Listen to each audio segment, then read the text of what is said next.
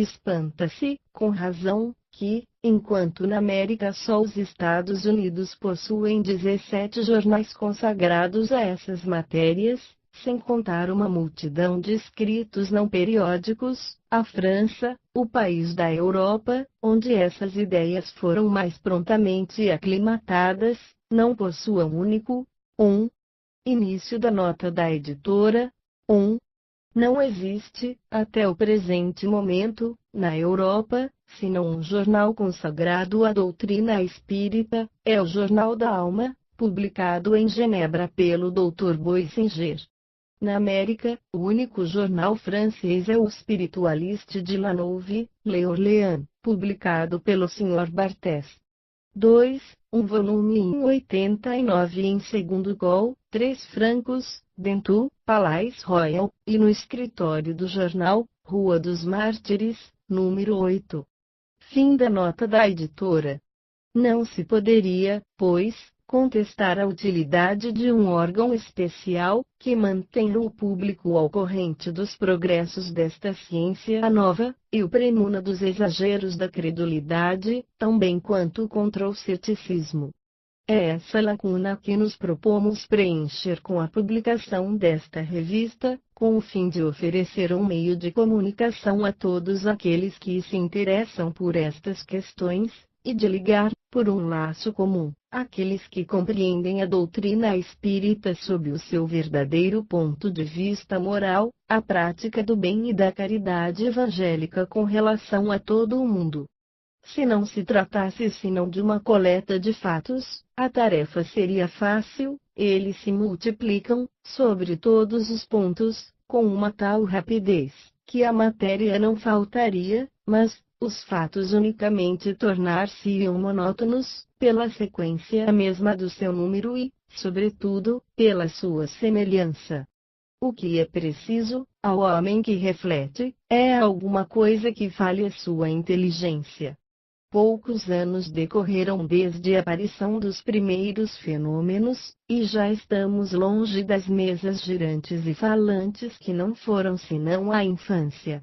Hoje, é uma ciência que descobre todo um mundo de mistérios, que torna patente verdades eternas, que não foram dadas senão ao nosso espírito de pressentir, é uma doutrina sublime que mostra ao homem o caminho do dever, e que abre o campo, o mais vasto, que ainda fora dado à observação do filósofo. Nossa obra seria, pois, incompleta e estéril se permanecesse nos estreitos limites de uma revista anedótica, cujo interesse seria bem rapidamente esgotado. Talvez nos contestem a qualificação de ciência que damos ao Espiritismo.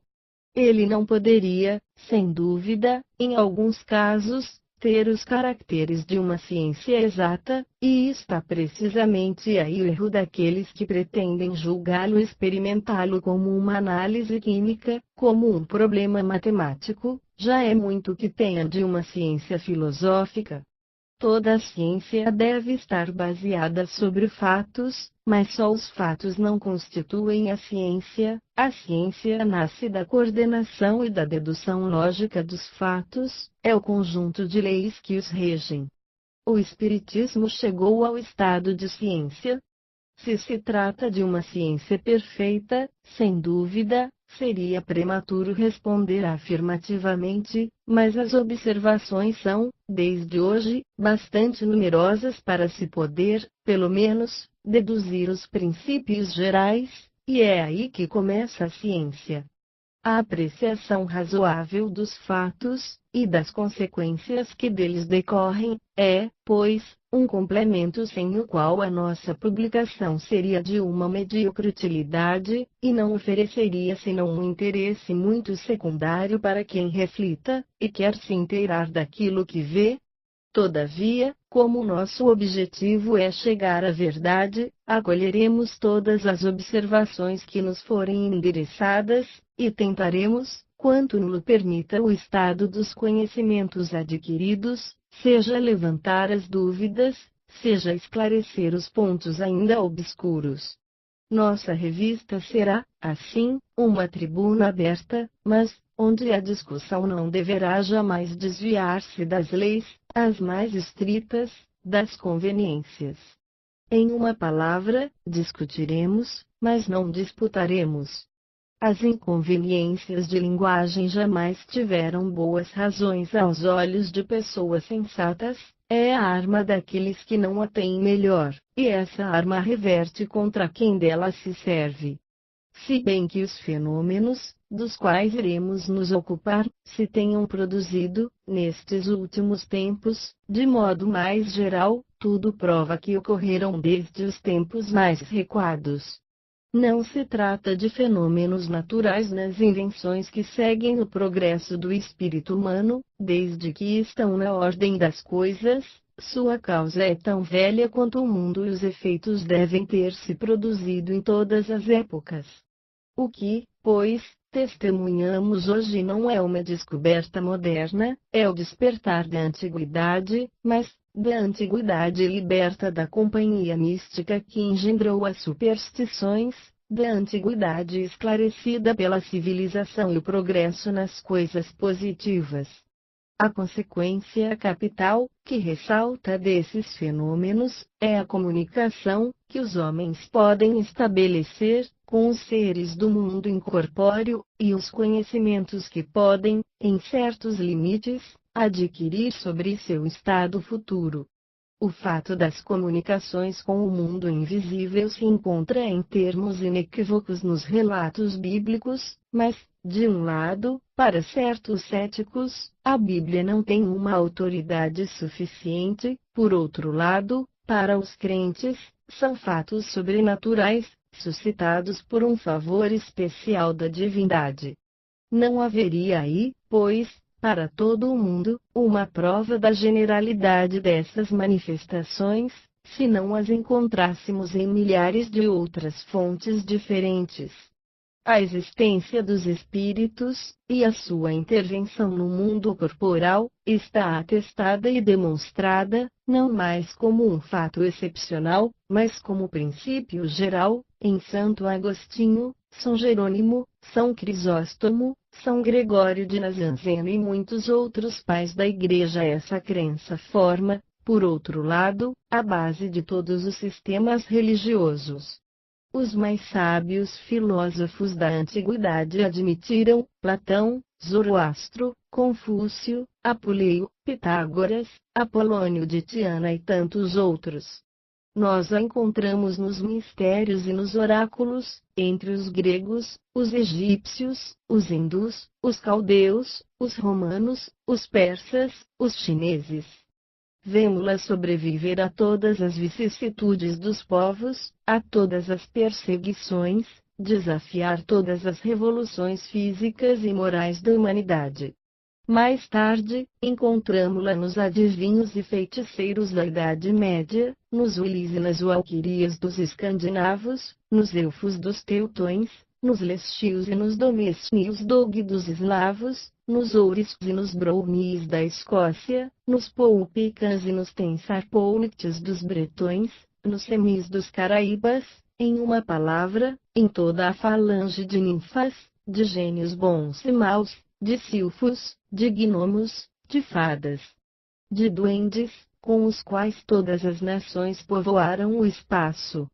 Encontramos a prática das evocações entre os povos da Sibéria, no Kamchatka, na Islândia, entre os índios da América do Norte, entre os aborígenes do México e do Peru, na Polinésia e mesmo entre os estúpidos selvagens da Oceania. De alguns absurdos que essa crença esteja cercada e disfarçada segundo os tempos e os lugares, não se pode deixar de convir que ela parte de um mesmo princípio, mais ou menos desfigurado. Ora, uma doutrina não se torna universal, e nem sobrevive a milhares de gerações, nem se implanta, de um polo ao outro, entre os povos mais dissemelhantes, e em todos os graus da escala social, sem estar fundada em alguma coisa de positiva. O que é essa alguma coisa? É o que nos demonstram as recentes manifestações. Procurar as relações que podem e devem ter entre essas manifestações e todas essas crenças, é procurar a verdade. A história da doutrina espírita, de alguma forma, é a do espírito humano. Iremos estudar todas essas fontes que nos fornecerão uma mina inesgotável de observações, tão instrutivas quanto interessantes, sobre os fatos gerais pouco conhecidos. Essa parte nos dará a oportunidade de explicar a origem de uma multidão de lendas e de crenças populares, interpretando a parte da verdade, da alegoria e da superstição. No que concerne às manifestações atuais, daremos conta de todos os fenômenos patentes, dos quais formos testemunhas ou que vierem ao nosso conhecimento, quando parecerem merecer a atenção dos nossos leitores. Faremos o mesmo com os efeitos espontâneos que se produzem, frequentemente, entre as pessoas, mesmo as mais estranhas às práticas das manifestações espíritas, e que revelem seja ação oculta, seja a independência da alma. Tais são os fatos de visões, aparições, dupla vista, pressentimentos, advertências íntimas, vozes secretas, etc. À relação dos fatos acrescentaremos a explicação, tal como ela ressalta do conjunto dos princípios. Faremos anotar, a esse respeito, que esses princípios são aqueles que decorrem do próprio ensinamento dado pelos Espíritos, e que faremos, sempre, abstração das nossas próprias ideias. Não será, pois, uma teoria pessoal que exporemos, mas a que nos tiver sido comunicada, e da qual não seremos senão intérprete. Uma larga parte será, igualmente, reservada às comunicações, escritas ou verbais, dos espíritos, todas as vezes que tiverem um fim útil, assim como as evocações de personagens antigas ou modernas, conhecidas ou obscuras, sem negligenciar as evocações íntimas que, frequentemente, não são menos instrutivas. Abarcaremos, em uma palavra, todas as fases das manifestações materiais inteligentes do mundo incorpóreo. A doutrina espírita nos oferece, enfim, a única solução possível e racional de uma multidão de fenômenos morais e antropológicos, dos quais, diariamente, somos testemunhas, e para os quais se procuraria, inutilmente, a explicação em todas as doutrinas conhecidas.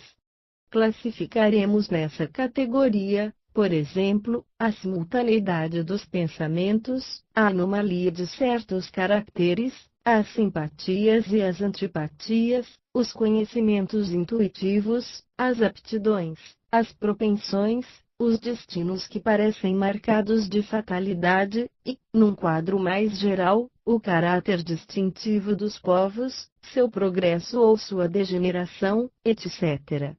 À citação dos fatos acrescentaremos a busca das causas que puderam produzi-los.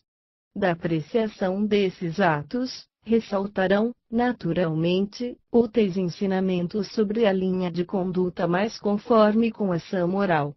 Em suas instruções, os espíritos superiores têm, sempre, por objetivo excitar, nos homens, o amor ao bem pela prática dos preceitos evangélicos. Nos traçam, por isso mesmo, o pensamento que deve presidir a redação dessa coletânea.